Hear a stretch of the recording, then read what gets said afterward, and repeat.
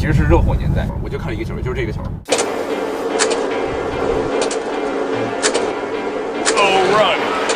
Touchdown pass like they did last year against the Pacers. That was 96. 他有点弱点，你知道吧？就是你知道他特别爱叫犯规，你知道吗？就你知道在一个球场上打球的时候，最爱叫犯规的那个人，往往是最强壮的人。James thought he was hit. Pleading with Tony Brothers. 走上神坛的人不允许犯错，不允许这样的人在这儿。你要是个普通人，就没人说你什么。在那个位置上的人，大家已经把你架起来，到这个高度上的标准是不一样的，所以很正常，都会被诟病。就或者说他其实也没有他想象或者我们想象那么强，他还是有他觉得比较脆弱的地方。那你的弱点是什么呢？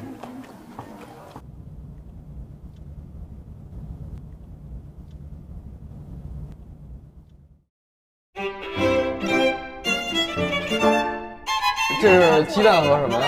鸡蛋和辣椒吗？哦。阿姨不知道，阿姨上网看了一个。哦。你看那这么多灯打着，这么多机器拍着，你告诉我怎么又剔牙又打哈欠吃饭？你告诉我真挺想吃的。我觉得我没有必要拿语言攻击你，不是，这是一种，对吧？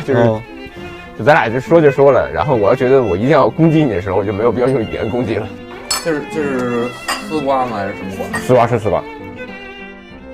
这个世界是先等你做出成绩，再听你的感受的，你懂我什么意思吗？有点像凉菜。是算凉菜。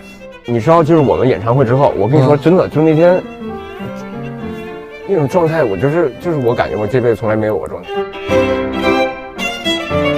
我感觉你好像又进入到一种普遍规律当中，然后你又找到了那个规律，可以打破的，那个缺口。就像你小时候说，你只要考了好成绩，然后就可以怎么样，就是你相当于是从另外一个地方跑到另一个地方，但你还是在这个一个规律当中，这事儿讨厌吗？我觉得没有讨厌和喜欢。那你打破的目的不就是想逃离这个规律吗？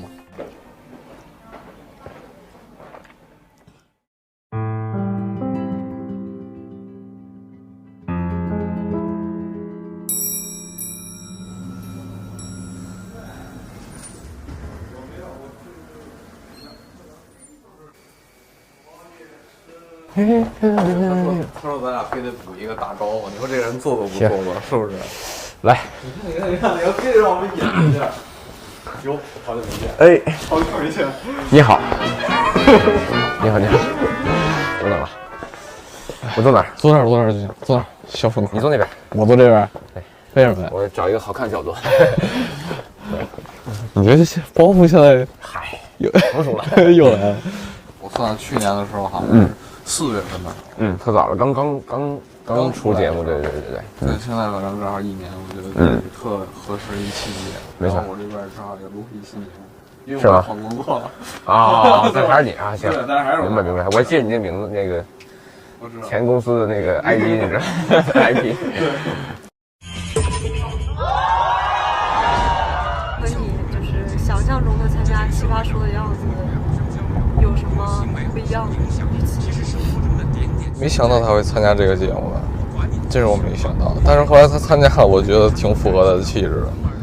如果你事不关己高高挂起，就是教育他无法无天；那你过肩摔他，是告诉他多行不义必自毙；你骂他父母，就告诉他一人犯错全家倒霉，对不对？所以怎么样都是教育，没办法不教育。可以教育到他还不错，他挺好的。他的点好。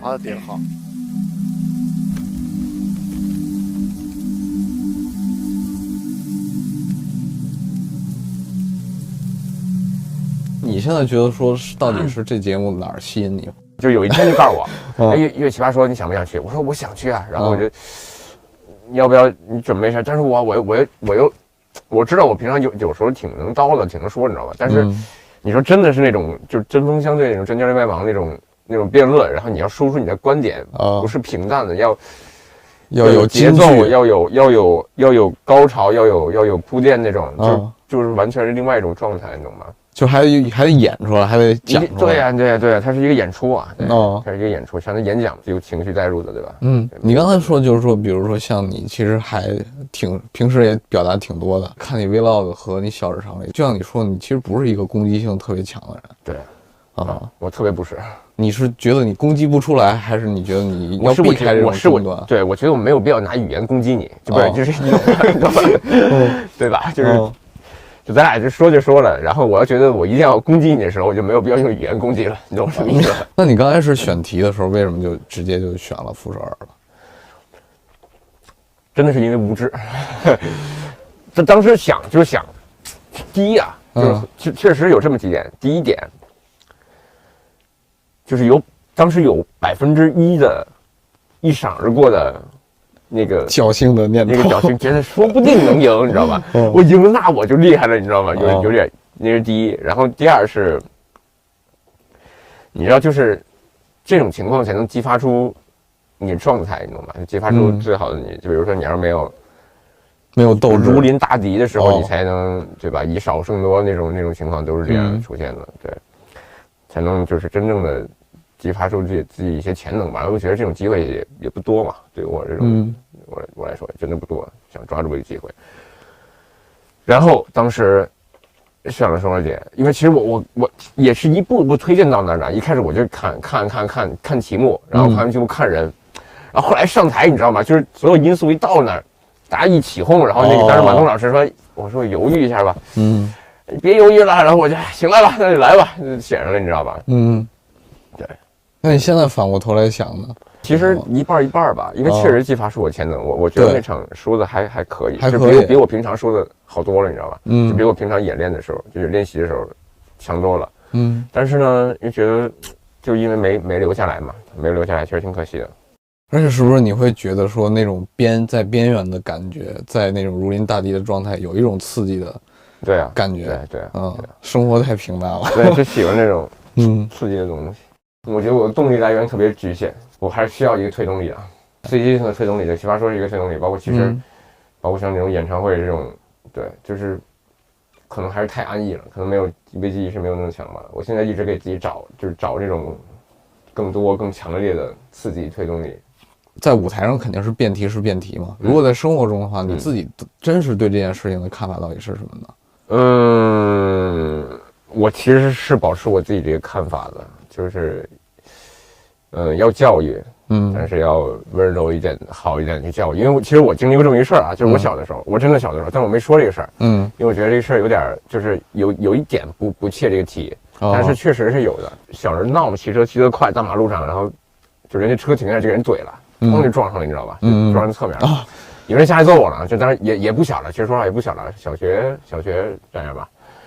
有个人下来揍我，结果那个他确实下来看一眼车，然后就跟我说那个小孩你小心点，然后说那个什么车撞了可以再造，对不对？但是你要是没了呢，那就是没了，对吧？你比这车，他是说这种话，你知道吧？当时其实对我的触动就挺深的，就这个事其实激发了我这个灵感，就是我这个想法的，就是这也是一种教育方式，对吧？就像你说的，它也是一种教育。在舞台上聊那个奇葩说，之前看朋友圈那期我也看了，然后。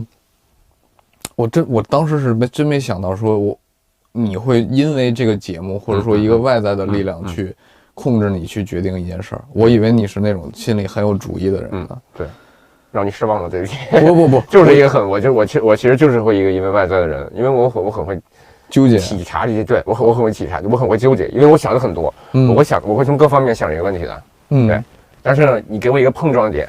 就会推动我就会往那方面想，懂吗？然后去年的时候，我觉得有一时间点特别不好，就是因为去年你们实际上是刚出道，但那个时候我也问过类似于变化类的问题，但那时候我听你和洋洋都给出的其实就是说时间比较短。其实那个第一是那个变化也没有发生太多变化，第二个是说可能也感受不太到。那现在你看我们1年过去了，你假如说你和15年的月月相比，和去年的月月相比，你觉得？这段时间你自己发生的变化最大的到底是什么呢？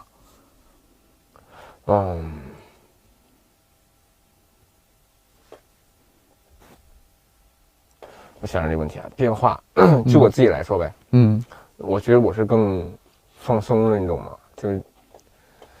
就是我是一个慢热的人，对于就是尤其是对于行业来说，就是慢慢变得更放松了，因为开始的时候难免就会想的东西很多，影响能被影响的点很多，都想什么呢？想你这个就火了，好不容易有点人认识了，也没有说火了，就好不容易有点人认识了啊，这个怎么保护住啊？怎么这个千万别什么出点问题啊？差不多这种，这样会导致自己畏手畏脚，反而更放不开，更像一个穷人嘛，守财奴那种感觉，就真的穷人，他就会这样子。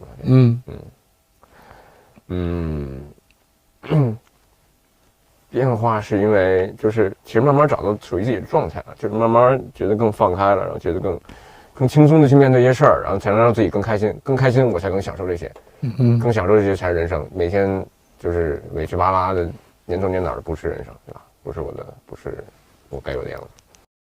因为我也思考这个问题嘛，就是有时候，比如说隔一段时间，我会碰见他，会再聊这个天，我也在想，或者在这个圈子里，在这个行业里，到底什么会影响我？我当时想了一个，我猜啊，我就是自己瞎猜，我觉得舆论是一种，就是大家夸你和大家夸你，你可能就会更外放，然后大家可能批评你会对你有意义的时候，你会更收缩一点。你有这种感觉吗？会，肯定会有。你是什么时候就是感受到这种舆论的力量的？从你刚刚有人来关注你的时候，就会有这种情况出现，而且开始的时候你没法控制了。对，开始的时候你没有那么我比较没有那么理智，对，没有那么理智，而且领悟力没有那么好。我开始就会被改变很多东西。其实我现在这些改变，其实可能现在已经进入到我的身体里了，我已经意识不到是改变了，我就意识不到被左右了，你知道吧？但是我能看得出来。我可能举一个很简单的例子，就像你刚才跑在下面去补妆一样，那就是一个艺人的自觉，对吧？那种东西就是，他说是一种职业规范，但其实也是影响你的一种东西。对，可以这么理解，那你其实有意识到啊？对啊，但是我接受啊。你接受？我接受。就100%的嘛，完全的，就很顺利的就可以接受一种规训，或者说，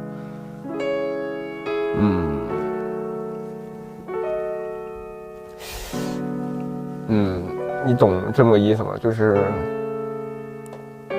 你知道，就是这个世界是先等你做出成绩，再听你的感受的，你懂我这个意思吗？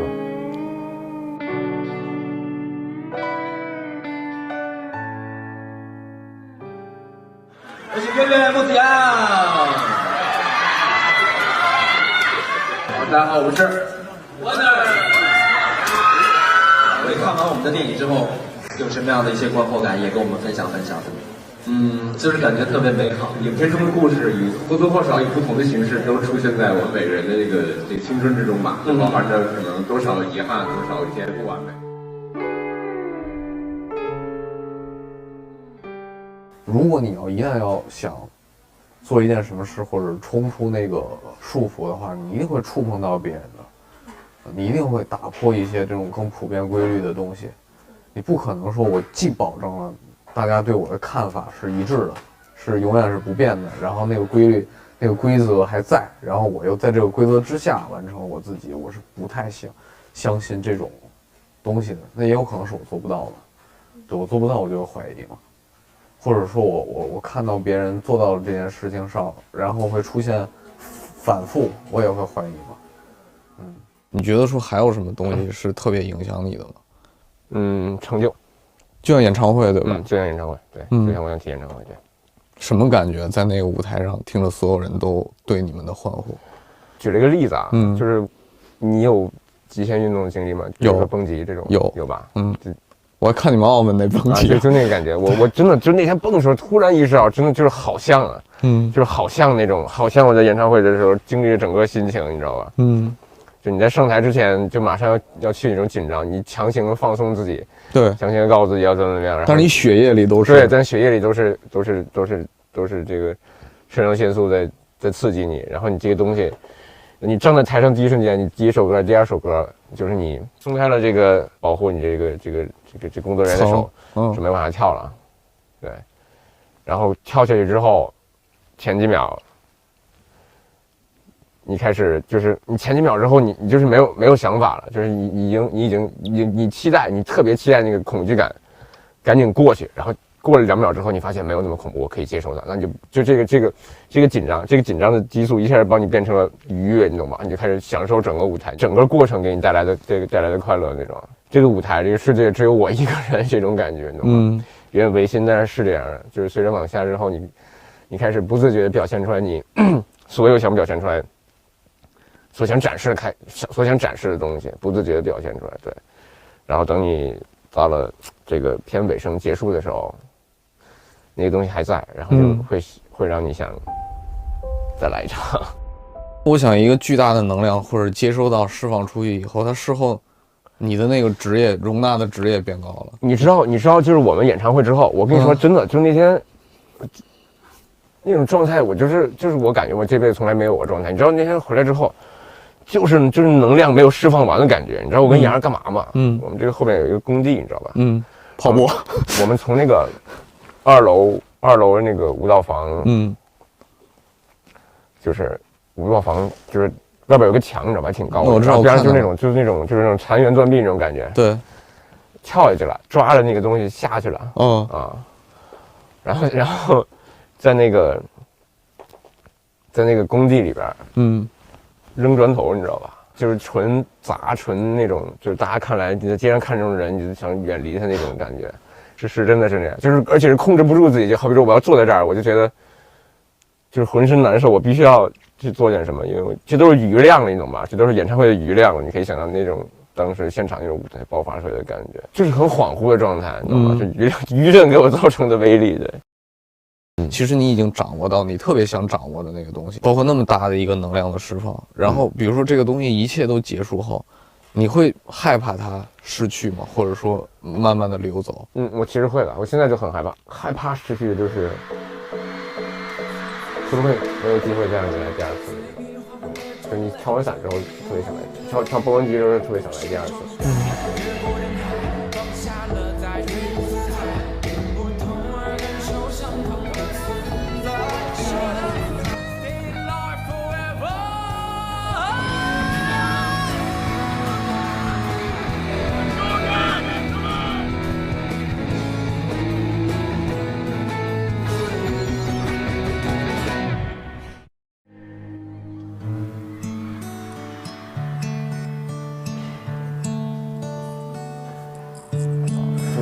收到一条短信，想当明星吗？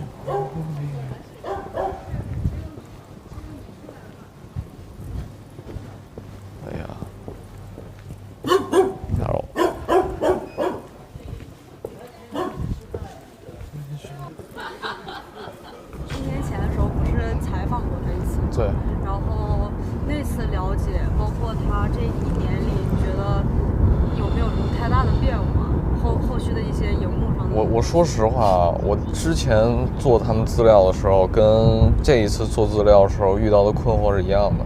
因为之前我也看了很多 Wonder 的采访，然后包括他个人的采访，这次也是，就是往往我在媒体上看到的很多东西都是那些，表现他们很幽默或者很有梗，或者是说就是很吵很闹，就是亲和力很强。但是如果你真正的把那些内容拆解开来，一句一句分析的话，其实我说实话有价值的东西很少。像你的同事说年龄的问题，会吗？我就真的很好奇。年龄是最开始的，开始我觉得自己年龄太大，就偏大嘛，对，偶像行业也偏大。你真的会在意这个问题吗？我就是像我会觉得你说奇葩说会影响你这件事儿一样，我觉得有疑问。因为我觉得别人有可能，但是我跟你聊过以后，我老觉得说，年龄这事儿真的会让你觉得，就像你在那个，我记得你在小日常里还说什么27岁的生日就别过了，它会有影响，但是它没有必要，对吧？就是它是一个不好的东西。对，我觉得我在慢慢克服这一点。对。你知道我开始有一个特别，就有一个就是真的就关注，真的是会关注这点，我就会看那些，就比如说出道的艺人，就看他们出道，就真的就比如说就看他们出道是多大年纪，你知道吗？我是真的会有这个习惯的，会看一下，对，然后自己比较一下，就是同期的自己和他们差距在哪儿，这种对。我印象特深的时候，你这次就生日嘛，然后你做街头的这种演唱，为什么会想到说非要做这么一个东西呢？因为其实你知道，我坚持自己心里觉得那些特别酷的东西，就是那些，就是我在就是我小时候听到那些什么所谓打口碟里边那种什么街头说唱，对那种很街头的东西，我就觉得很帅。然后对，包括去英国的时候看到什么爱丁堡啊、格拉斯哥那些，街头的演出。我就是我该怎么说这个东西呢？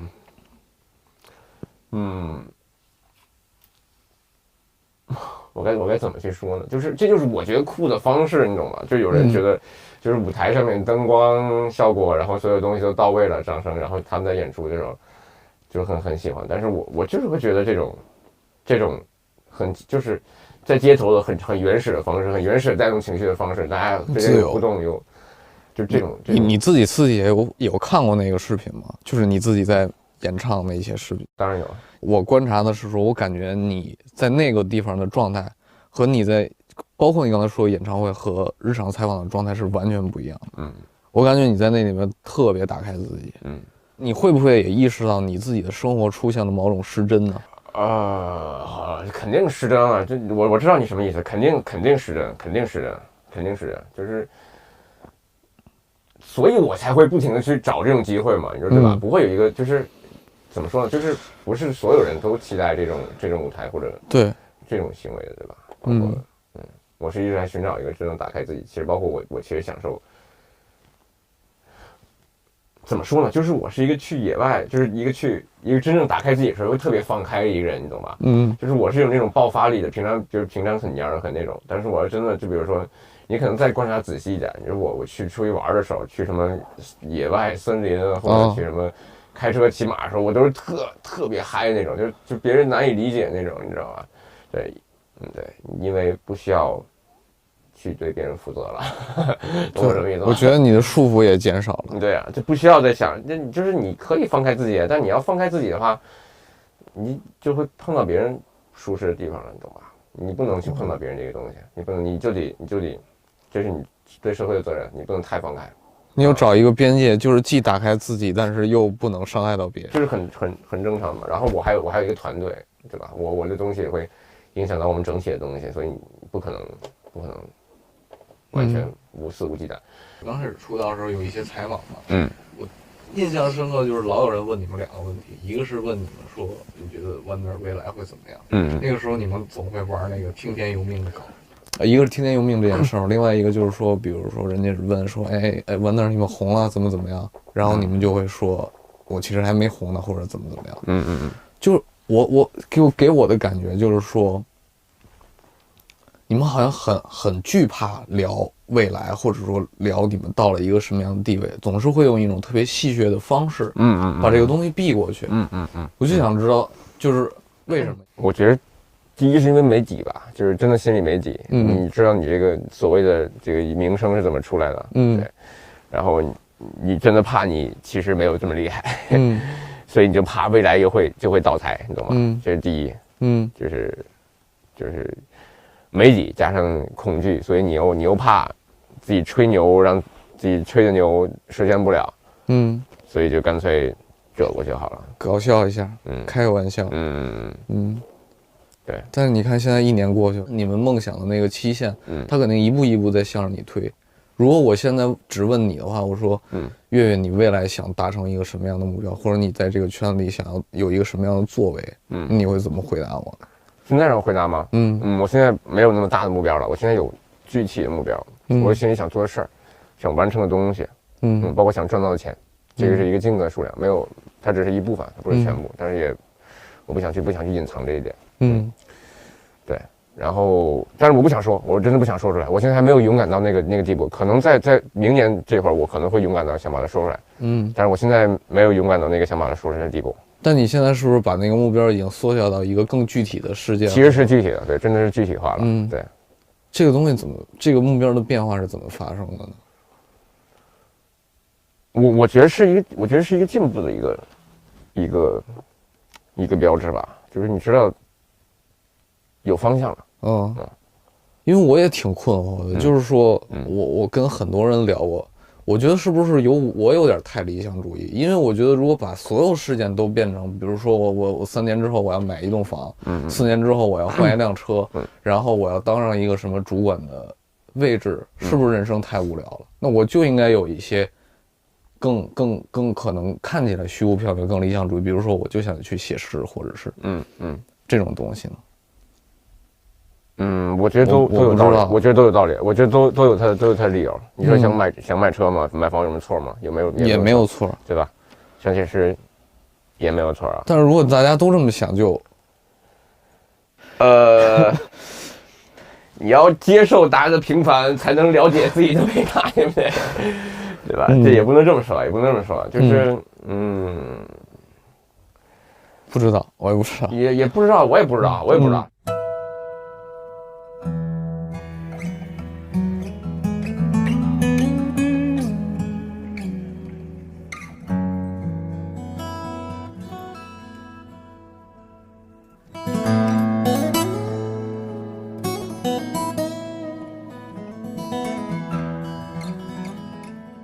反正去年就跟他们见面了2次嘛，然后第2次其实是跟他们去了一个采访的活动，然后那天也是录到像我们那天一样特别晚，然后晚上就跟他坐着他们车一块回来，但是后来我就感觉会有点不对劲，就是我感觉车越来越快，然后到园区里也是，然后我们就慢慢的就开进来嘛，然后等到下车的时候，就是我后来才发现有一辆车一直跟着我们，然后然后突然车上就蹭下来4个人，我也不知道是几个，反正他们拿着相机就开始拍嘛。然后你那时候一拍，你明显看到他们几个人的情绪有波动，我也忘了有没有向这些人喊话，但是就是你明显他们发现他们情绪有变化，但是这些人追他们这些人特别奇怪，然后拍完了上车就跑了。那可能是我第一次真的去看到说有粉丝去追车，以前就只是在这种文字上或者报道中看到有粉丝追车，就是在那会儿，他们那车就停在那儿，然后我就站在他们对面。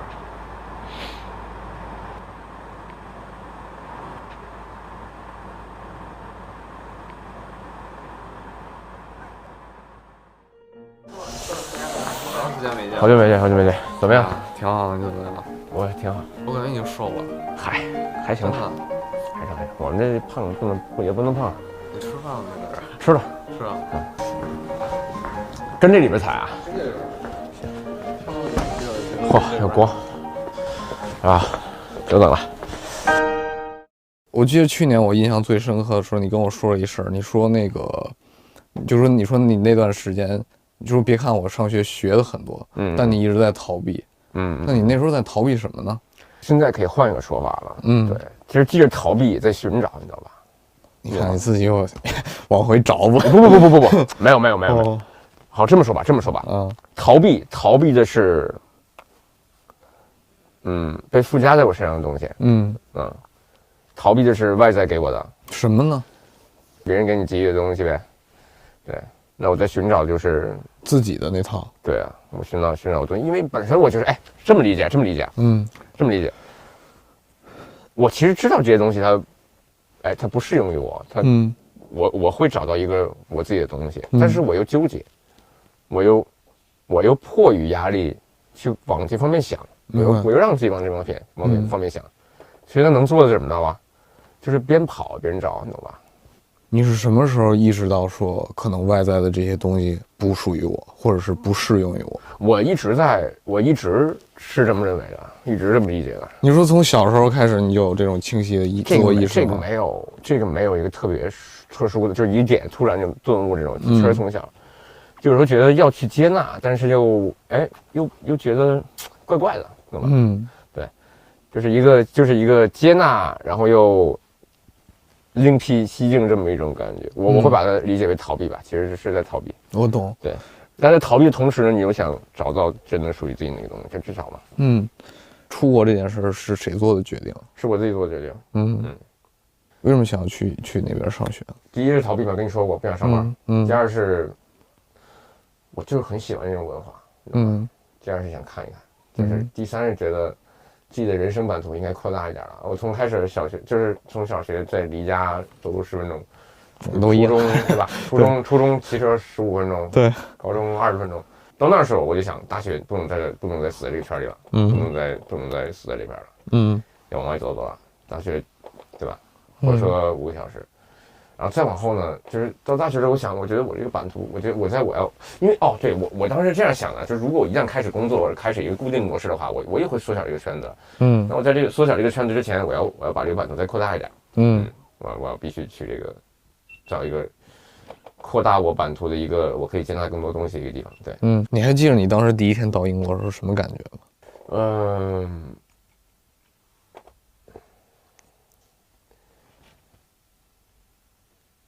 真的感觉自由了？也没有，那肯定没有。肯定还是就第一是很兴奋的，我真的是一个比较无所畏惧的人，这就是一个新的舞台，我可以去征服这个舞台。我觉得不难理解吧，就是美国梦这种，大家都看，就经过那个自由女神像到了港口之后，那种心情，那种状态，应该每个人都一样。对。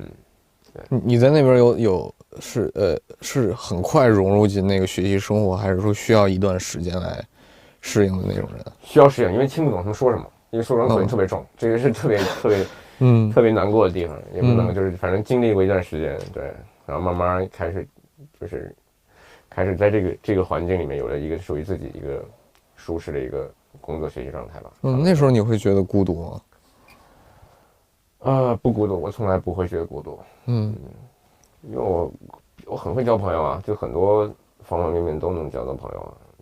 出去打个球、喝个酒，总能遇到来聊得来的人。就其实那个时候语言就不算什么。对啊，你这语言对，有的时候比划能比划，你都能比划清楚，对吧？只要你就是状态感觉是对的。对，就你自己就以你自己亲身经历觉得啊，你觉得说就是同龄的英国的年轻人和像你，比如说以留学生为代表，或者说中国的年轻人，你觉得他们在对待工作也好，生活也好，他们的思维方式差异到底在哪儿？我不说所有人啊，我只拿就是出国留学群体和英国当地的学生来比。其实甚至留学生是更浪漫一点的，就是他们想法更肆无忌惮一些。对，当地的学生他们是更务实是吧？他们其实真的更务实的，对，想的东西。就我说一点嘛，就是大家其实打球的时候，中国人打球的时候，特别就是有的时候我特别不理解的一点，就是很多人就很爱面子，你知道吧？就怕打出丑是吧？对，但是其实他们玩的时候就打球就是打球，就玩就是玩，对，没有那么多，就是我都不知道该怎么形容这个点，就是我觉得就是周杰伦《斗牛》里面那个歌词，只有亚洲人才写得出来，就是什么那个我女朋友太美，是吧？那种感觉的东西，我知道，对。那你是更偏向于哪种？你是更偏向于普遍留学生的这种性格，还是你其实更外放一点的？普遍留学生不是我这种性格，很多留学生是尤其是中国人特别多的地方，是大家又回归了之前那个圈子，你懂吗？又回归之前那个样子，对，大家就会扎成一堆儿，然后平常看见一些东西就觉得很难以接受那种样子。对，你是在那个圈子里吗？你不在那个圈子里。我踏进那个圈子一部分，因为我需要那个圈子来帮我生存。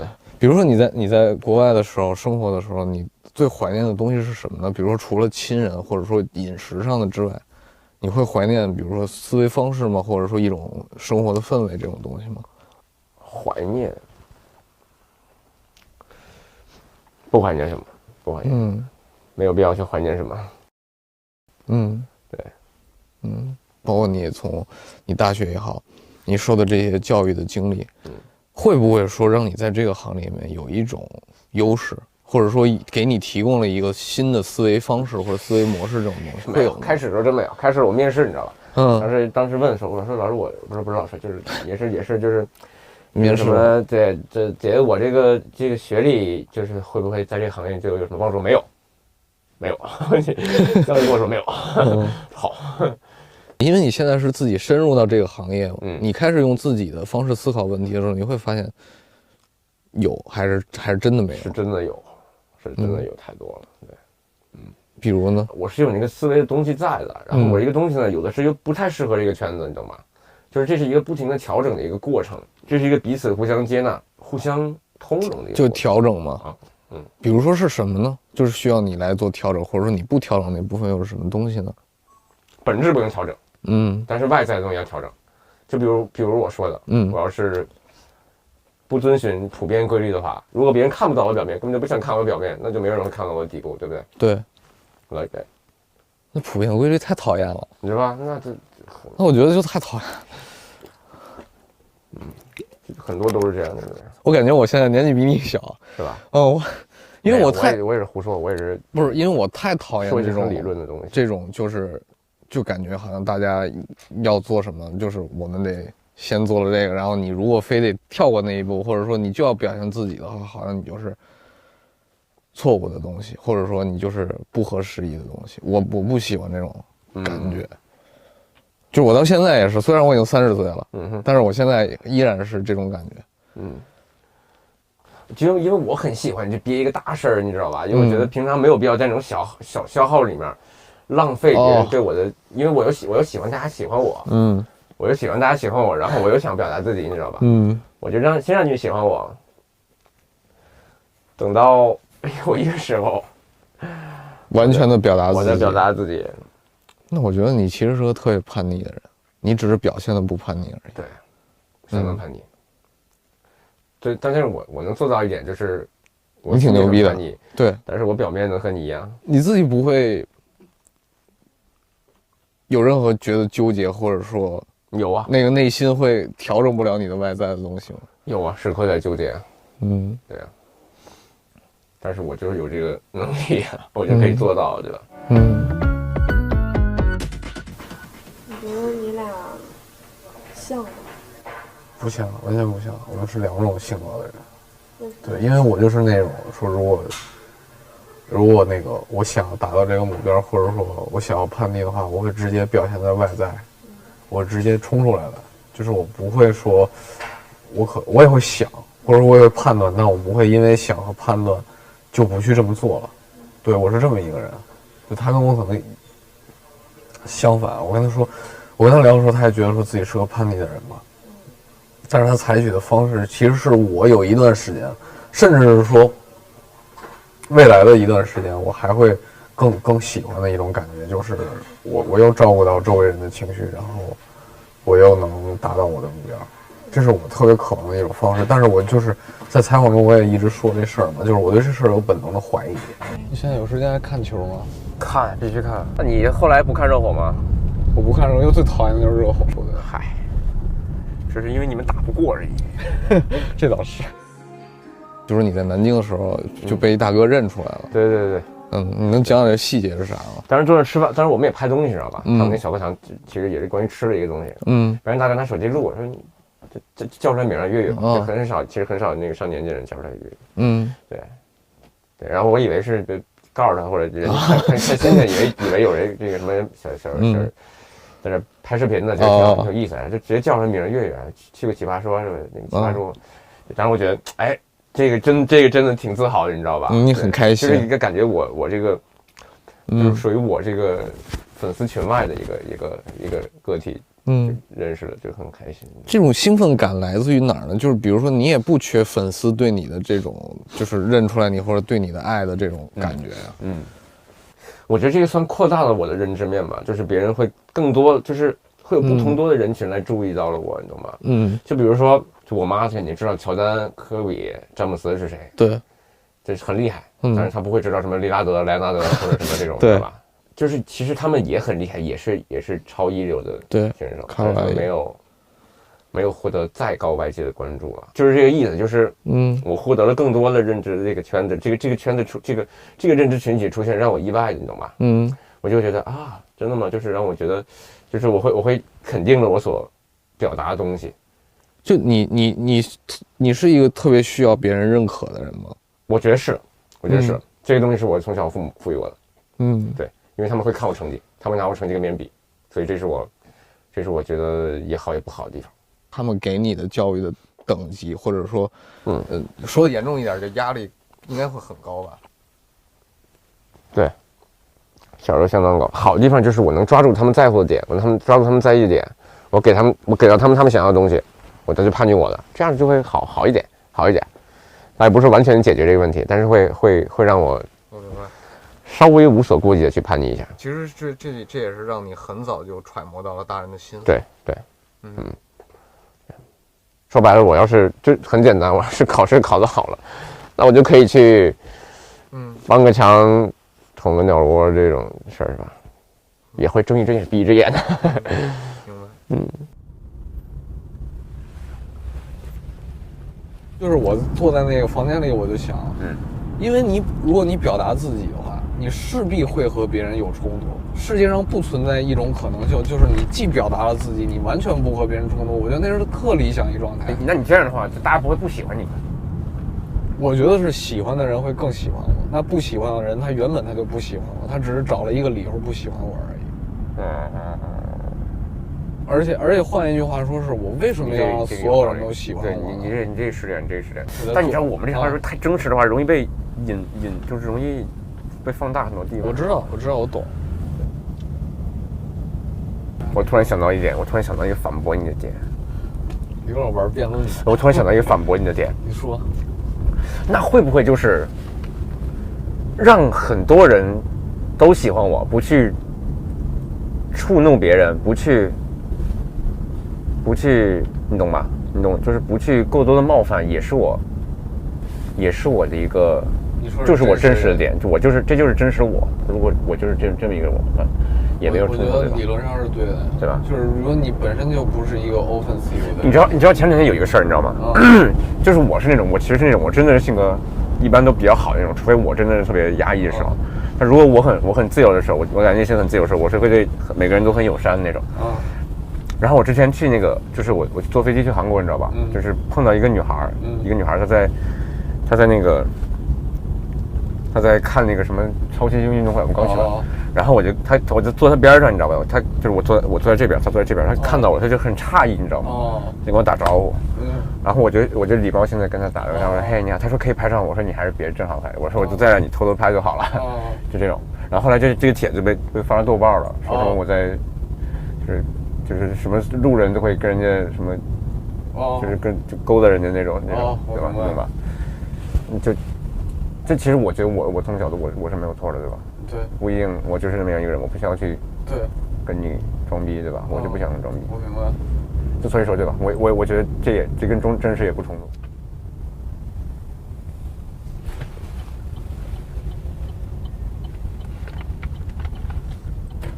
辛苦了。辛苦，你是一直很不忿那种人吗？前一段时间是有，因为工作上遭遇了变动的时候，你就会怀疑你自己的决定和你自己的性格是不是有。不忿的话，怎么会有人再继续找你呢？后天我们俩有一个约饭嘛，然后你知道为什么约饭吗？是因为我去年那天采访你的时候，我们中午都没吃饭。是吗？因为差不多4个小时啊。谁知道从10点一直从差不多12点嘛，我下午4点才吃上饭，所以我当时就是说对，还吃饭聊是吧？对，咱得吃饭得好好聊聊。就感觉你一个人，因为之前不是采访你们成员嘛，感觉你一个人在镜头前面的时候，好像比跟成员在一起的时候，表达呀，还有那个整个人的状态会更高涨，你有这种感觉吗？会有，对。为什么？因为这团队这个任务感、团队任务感在那儿呀，对吧？你不可能，就像你知道我们就是跳起舞的时候，跳舞的时候，有每个人单独出来的 part， 也会有起舞的 part。你起舞的时候，你就要控制好你的能量，你不能比别人冒尖儿。如果冒尖儿的话，你就破坏整体了，整体就大家就会只看到你一个人，是对你自己人好，那这整体就没有意义了。你吃醋吗？放醋不吧？行，放点而已，没有喝的。天，我去，摆了，严丝合缝，你这摆了。行吧，那咱起吧。你是饿了是吧？一块儿吃。然后我是特意看有没有喝的啊？没有，很遗憾，还年轻。其实我感觉每个人多少，你觉得复杂吗？也不是说复杂吧，就是想的深刻一点嘛，就是我觉得每个人心里都会想，就有的时候会想的深一点，每个人都不会想让自己活得很肤浅，对吧？所以是一个很正常，对不对？就是每个人，你可能你真的就是走入他内心或者剖析这个人，他其实都会有这种想法出现的。但是现在就是感觉，就是我有时候会面试嘛，然后或者说跟一些95、96、97、98刚入行的那种年轻人聊，我感觉他们有一个普遍的现象，就是说他们特别逃避深刻，就是你跟他聊一些特沉重的事儿，他就感觉你好像附加他很多压力。因为现在不流行这个了，你知道吧？不流行自己卖性格这种的，这种东西了。有可能是这样，我觉得，因为现在短视频的东西比较风靡嘛，对不对？大家喜欢那种快速直接给出来那种东西。那你呢？你喜欢哪种？我没有刻意的想自己喜欢什么样的，就有好的，我看着觉得好的就接受呗，对吧？你尝这个，我真挺想吃这个。包括去年我们就是在聊之前的时候，我不一般会做一些资料嘛，就是会查，比如说温那儿接受了什么样的采访，然后有什么样的过程。我当时特困惑我一点，就是我看了你们好多采访，但是就是很好笑，很有梗。但说实话，其实我找不出特别让我觉得我能和你们更深度的交流的东西。明白。然后这次其实我看了奇葩说，我有一种感觉，就是说你会不会也在寻找一种表达的机会，就是在那种舞台上说完整的表达你们对一件事情的看法，而不只是说这件事很好笑，或者说只让大家很开心而已。我当然是一直在寻找这种机会，但是呢，就是你懂我什么意思吗？就是这个。就在网上传的最多的那种段子，这种视频段子还是搞笑的，对不对？还是人家小猫摔下来，还是那种表情包多一点，对吧？真就是你要找一个平衡，你懂吗？你要一味的想去以输出观点为目的输出观点，就没有人愿意去看这个东西。对。那天咱俩不聊一个，就是普遍规律这事儿嘛。然后后来我就觉得是说，你跟我说，你包括你小时候家庭的教育这种关系，说你有一个中间有一个逃离的阶段，然后到现在，我感觉你好像又进入到一种普遍规律当中了，然后你又找到了那个规律，可以打破的，那个缺口，就像你小时候说，你只要考了好成绩，然后就可以怎么样，就是你相当于是从另外一个地方跑到另一个地方，但你还是在这个一个规律当中，这事儿讨厌吗？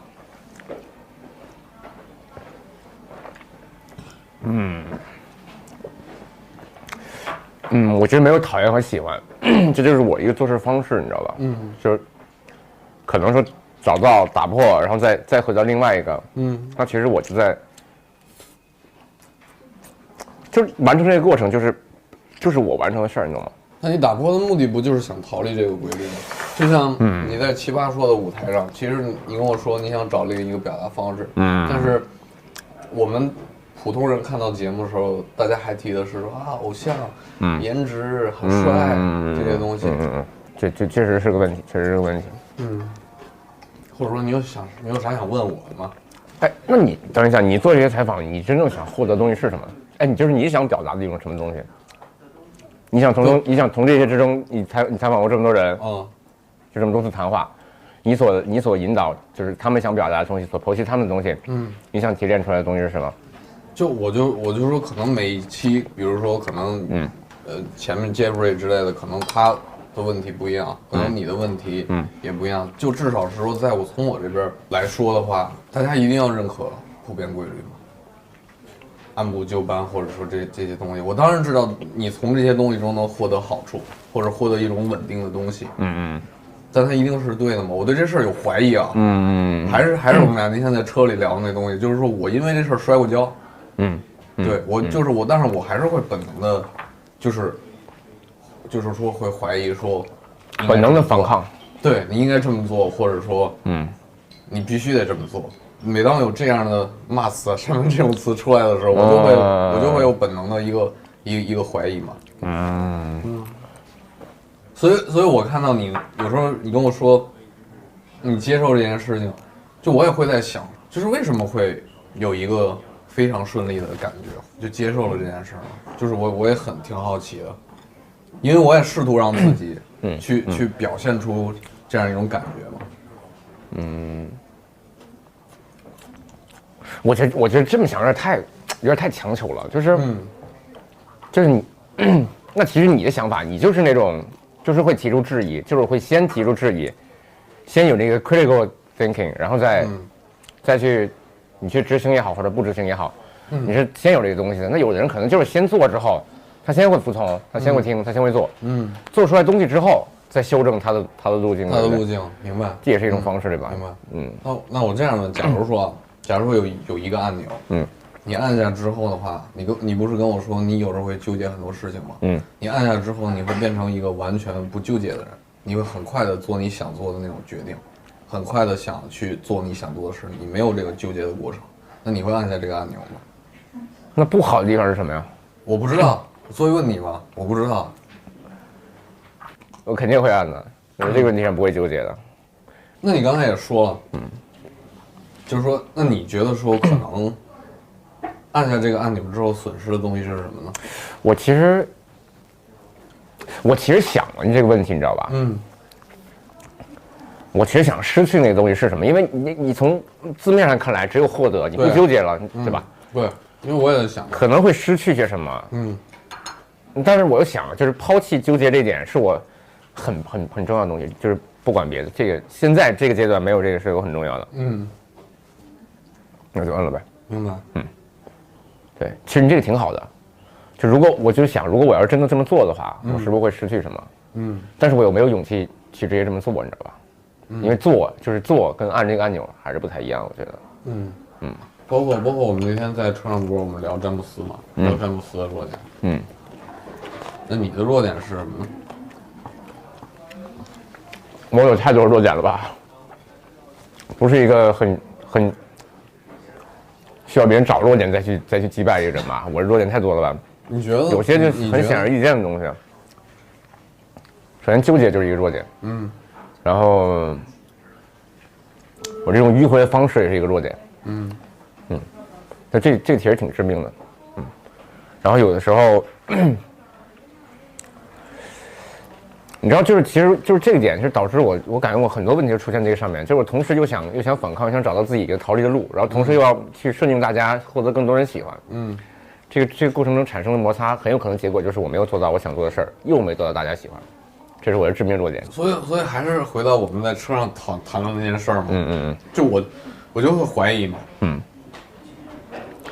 就是你给我一个我觉得看起来是我很期待的那种方式，就是既照顾了大家，又完成了你想的目标。对，其实反面就是有可能会变成你都没有嘛。对，其实我就想的是那样，我想的是那样，就从每件事开始，我想的都是那种方式。有的可能是做到了，有的可能是真没做到，对吧？就比如说，又有就是这个空间里面又有不喜欢我的人，我又没有完全获得我想得到的东西，那其实这个，只是我没做好，可能。我也是想找到一种方式和方法吧，因为剩下的东西都是局限在我的个人经验里和想法里。我也想找到那个适合我的东西。就你也是从我们这儿在汲取你所需要的东西，对不对？对，但是就是说我觉得是一种思维方式。你并非是一个从上帝视角来通过我们帮你表达你的观点，这个我肯定是反对上帝的那种。对啊，对啊，你不是 Drive God？ If that means what I think it means, we're in trouble. Big trouble. And if he is bananas, as you say, I'm not taking any chances. You're just what the stock. I'm beginning to feel like a rap god. All my people from the